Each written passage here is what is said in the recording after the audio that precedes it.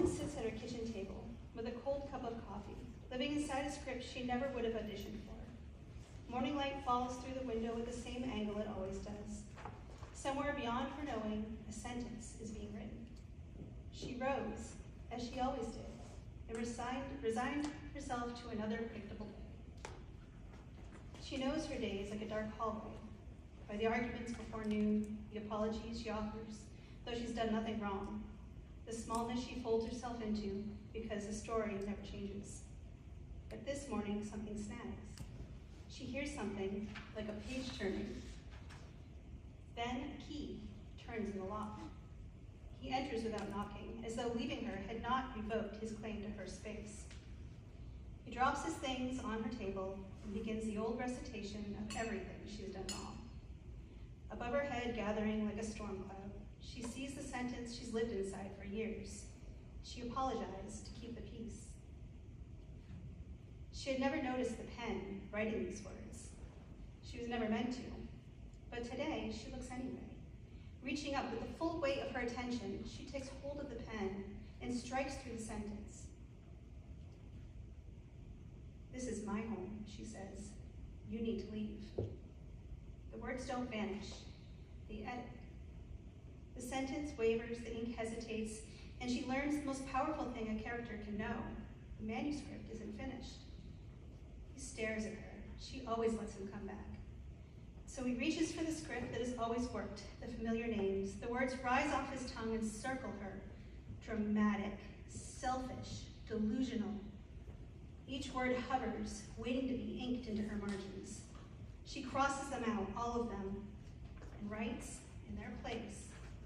Courageous, deliberate, capable.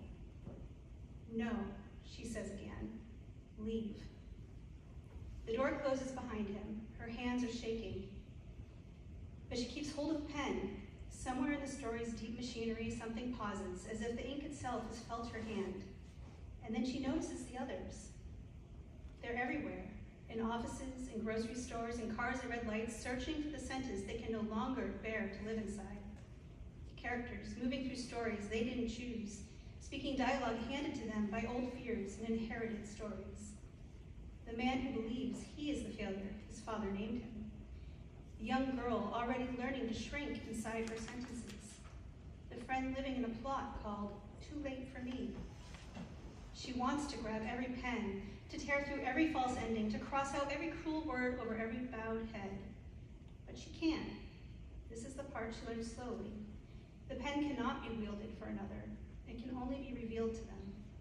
Instead, she asks, "Who wrote that sentence you keep repeating about yourself? Who benefits when you believe it? What would you write instead?" She watches realization land, the flicker, the pause, the margin thinning between what they were told and what they know. She watches for the instant when a character looks up from their page and understands. Pen has always been theirs, even when the page was not. One by one, they begin with small words, then whole chapters. The story changes as they begin to claim a voice within the pages. This manuscript is still being written. It always will be. This is its nature and ours.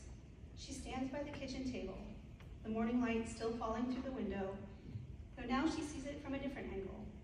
The coffee is warm, the page is open. She lifts the pen, and for the first time, she knows the next sentence is hers to write.